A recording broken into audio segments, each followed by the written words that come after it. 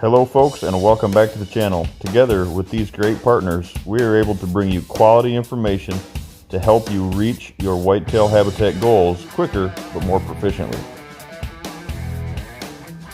Northwoods Whitetails, Plot Doctor, Harper Growing Solutions, Scent Thief, Real Wood Productions, Ace Hardware of Harrodsburg, Kentucky.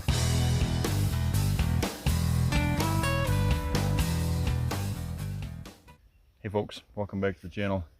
Here out on the farm today doing some pre-game prep, if you will. Kind of hard to believe that we are 50 days out or whatever it is now of season here, right? We start September 1st here in Kentucky.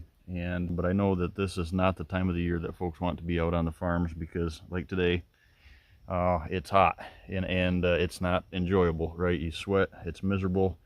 I had very blessed and fortunate this week to have my boy and a friend of ours down, his buddy there down, and they helped me tremendously getting some access prepped.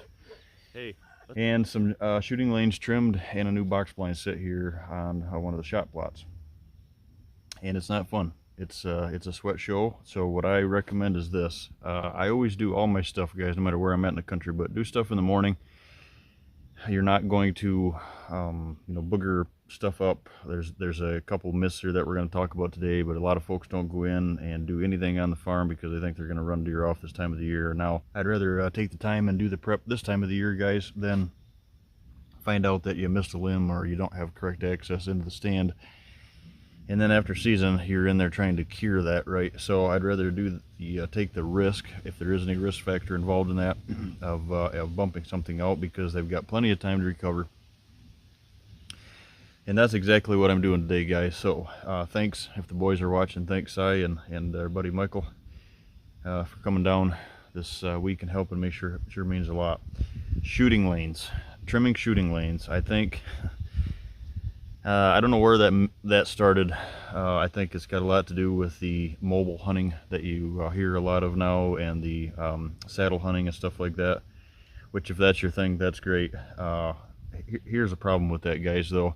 I see a lot of that stuff going south because of shooting lanes not prepped, bad shots happening, hitting a limb that you don't see at dark or right at low light conditions, whether that's AM or PM hunting, because those shooting lanes aren't prepped. Now, maybe I'm a little bit from the old school, right? But being a guide and for years and running hunts across the country, that was something I always tried to go above and beyond and have the guides that were working for us across the country try to understand as well, is because if there's a paying client in there, a friend, paying client, whatever the case is, and there's one limb that deflects an arrow, or one limb in a shooting lane. Now, you can't have a shooting lane everywhere, but if there's something that just one limb could really affect not getting a shot at all, or deflecting a shot, causing a bad shot. Hopefully, if that happened, you would completely miss.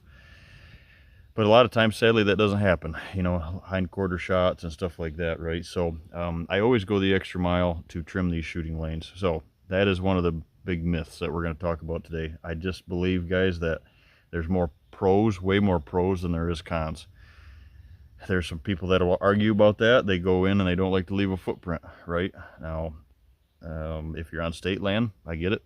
There's a lot of state land you can't trim shooting lanes, and I understand that. I'm looking for a little pocket. I'm looking for a deadfall, maybe you can push over or something like that, that you can get a clear shot somewhere around. And here's the reason, guys, is when early season is one thing, right? But the pre-rut and the rut, when these bucks are cruising, and they're cruising early season, or pre-rut, let's say, guys, Halloween, right? That 27th of October, I love that date. That week there, when a buck is cruising, is on his feet, and he's coming through an area, and he's coming up to your scrape or your licking branch, and you can give him the old mat, if you will, right? And to stop him, you have a good chance of him stopping. Now, you advance that about a week or two, depending on where you're at in the country, and you start tapping on the door of the rut. that's a totally different thing. I mean, I've been in situations, had clients in situations where you could blow a Mack truck horn and they're not going to stop when they're chasing, right? So any shot opportunity that you can get to try to think ahead, if you know you have a shooting lane and you know that he's coming to that in a hurry and he goes through one, maybe you get him in another one. If you don't have them, you don't have that opportunity. So not only the deflection, the safety feature of it, or the ethical shot process of it, guys, I just go the extra mile to trim, though. There's, like I said, way more pros than cons. I'm going to show you here, guys. I'm going to flip you around. We're at the Cedar Ridge stand here today, which is on the downside of the cedar extraction that you've seen me do on some of the Built by Whitetails videos earlier in the year. And this stand is one of my favorite spots on the entire farm, and it looks way better than it did in the past this year because of that cedar extraction. So on the downwind side of it, everything's fitting together good. And here, this is a perfect example. So I'm going to flip you around here, guys, and show you. When I first bought the farm, this is what it looked like when you hang the stand, right? It's just a wall of cedars and low underbrush. The cedars aren't real strong on the downside here. You know, up here is where we took those. That right up in here, it's thick here, but you can see if I, you know, kind of go down, you can see more light up there in that cedar extraction area. This is what it looked like. The further you go down the hill, you know, the more open it is. So it's just a wall in there. I mean, that you wouldn't. I got one hole right there, maybe at like 15 yards. But you're not going to get a shot through that, guys. So when I, as a private landowner, yes, we do have some, opportunities that maybe leasing property, or like I said, on a piece of property that, you public ground or whatever the case is, that you can't do this. But if you can, I go the extra mile to cut these. And here's what, second year shooting lanes look like. Took some cedars out, prepped. There's my licking branch right there, guys. I just knocked another limb down today. Every year going in, prepping these, making sure that they, are clear. Like next year, probably that little limb right there will grow out into it. So you gotta really, stay on top of them and prep them. But this is 2 years of a shooting lane, and it's not like a scare factor, a wow factor at all, right? I always like to have two. I've got one right here, and that's why I come up here today. I need to knock a little limb out of here. I've got one there, got one at the licking branch. I like to go 3, guys. I like to go one up the transition, one at the licking branch, and then one down if that can possibly be. This stand, I've just got one and a little hole. So this is the sign, or this is the telltale sign. I got deer on this last night. Our camera, I mean, they're here all the time. They're cruising up through here. So I don't think it's this scare factor that a lot of people think, you can't cut any limbs or anything. So here's what I wouldn't do. Don't go in the week before the season and think you're going to blow a hole like that and get away with it. Maybe if there's a lot of immature bucks in the area, maybe they'd let you slide, but mature bucks aren't going to let something like that slide. So this is prepped. That was done in the fall or the winter of the first year, and then here in the summer of the second or third year.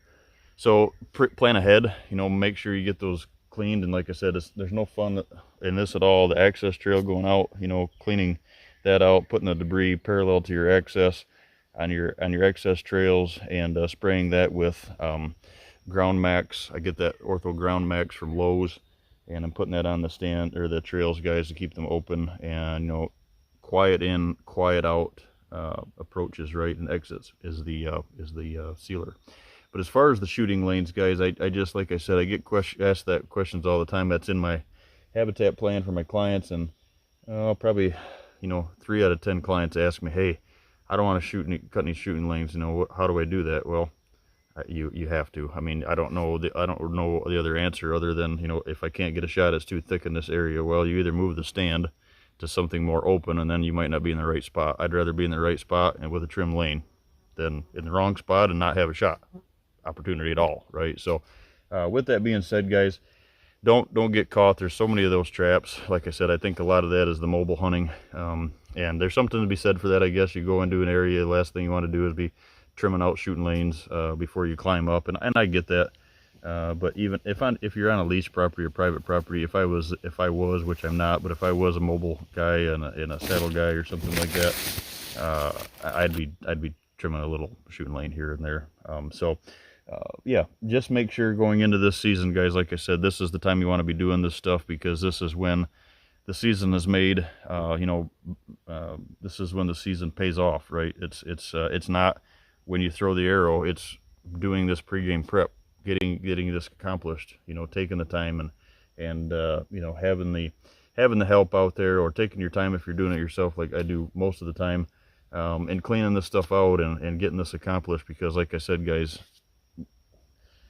the worst thing in the world to have is those trail cameras feeding you that information, and get that right time and wind and weather, and go to get in here and you can't get in because the trail's plugged, the trees are down, you can't shoot because the limbs are in your way, and it's just a horrible experience. It starts your hunt off wrong, and usually it ends wrong. It ends bad, right? So go the extra mile, put some sweat equity in this time of the year, guys. It'll pay off in the long run.